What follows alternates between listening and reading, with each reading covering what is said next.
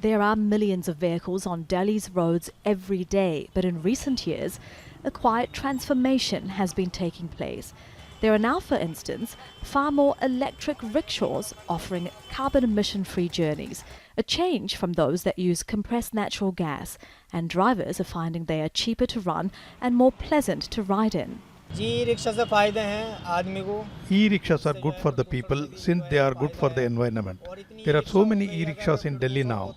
If they were contributing to pollution, the government would have shut them down. And when people are sitting inside, there is no noise either. Which is not there in India. But environmentalists say it's not that simple. Most e-rickshaws in India use lead-acid batteries, and there's a problem with the recycling. Lead is one of the most toxic metal known to mankind, so it has serious impacts. The way they recycle, there is a lot of acid, which has a little bit of lead, kind of floating around it, that's kind of dumped in the air, in the, drains, as well as on the soil. While, kind of melting those lead, there is a lot of, vapor which goes out, which is lead. So it is air, water, soil. Toxic waste experts say the government must enforce a proper recycling system for batteries, especially as it encourages people to buy electric. Delhi's government is offering subsidies of $400 to people who buy e-rickshaws and $2,000 to those who buy electric cars.